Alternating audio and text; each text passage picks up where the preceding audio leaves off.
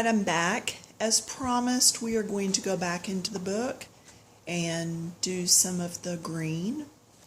Again, colored pencils go from light to dark, only using 3 this time. There are my colors that I've been using, and I want to go in here and get closer, still keeping you where you can see what's going on. Move my tape that's on the table up to the edge of the book. That way I know you can see what I'm doing. I don't like watching a video and all of a sudden the person is off the edge and you're like, wait a minute, we can't see. Alright, so let's make sure you can see. I'm going to start with the lightest. I'm going to come in and do the tip. I'm going to get the basic shape in there. And then I'll start doing my ovals. And normally I would turn this to where it's more comfortable for me to color, but I want you to get to see it straight up and down, so that is the reason I'm going at it this direction. I'm going to bring that quite a ways down and then fade it. And if you remember last time, we talked about the ridges, the valleys, and the hills in paper. If you missed that, please go back and get it. There are so many white spots that peek through in our coloring, and it's because paper is not smooth as ice. Okay, it's just not. There's so many ridges in it, and so that's why you get all those white spots poking through. And I am finding that this green covers a whole lot quicker and easier than the red did. You're going to see me not having to work nearly as hard at this. Now I'm going back to the first color again, and I'm going to bring that first color down over the second color. I don't know if you can hear that noise in the background. My washing machine's going. Oh, in fact, it just clicked. Maybe it's done. I've managed to empty the dishwasher and refill it. Done a load of laundry. This is my second video for the morning. Caught up on emails. Yeah, just getting a lot done. What time is it even? It is 8:45, so not too shabby. Now I'm going to come in here with, I know, and some of you are like, what's she even saying? I don't know, just talking to you. So now I'm going to come in with my darker color, and I'm going to start really light, because a dark color can get dark really quick. I'm going to bring that up.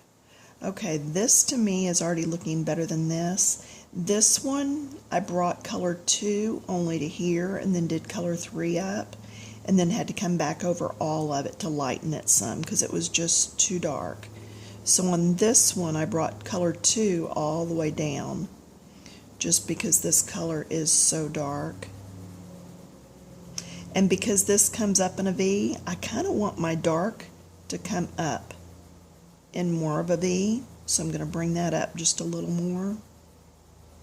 Because that's the shadow, it's casting shadow.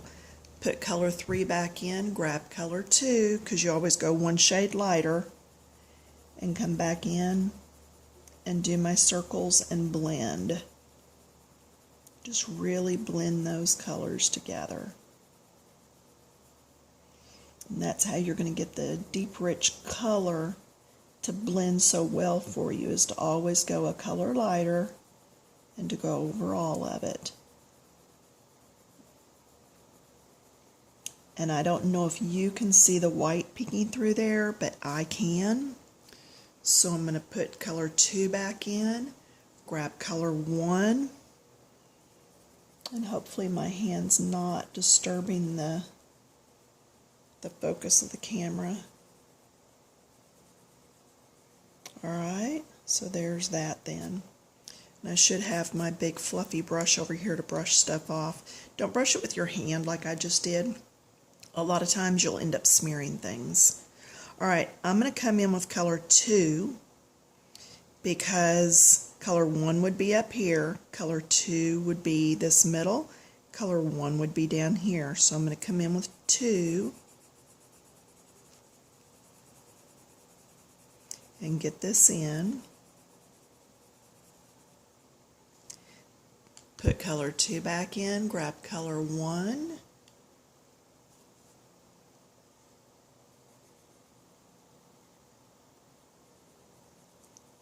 And color 3, I'm sorry.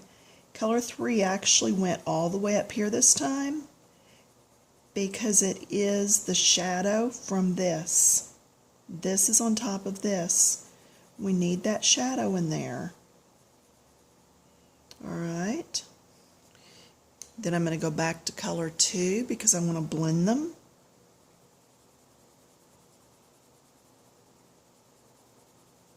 And because the shadow is a straight line here, I'm not too concerned about that straight line there, but I am concerned about all this white that is still popping through there.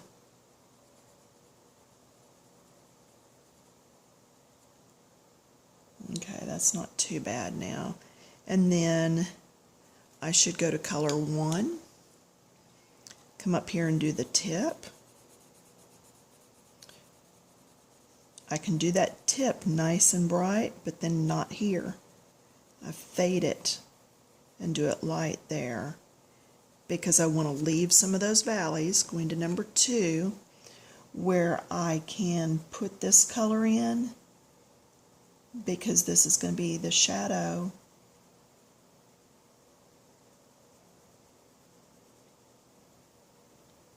And blending into color 1.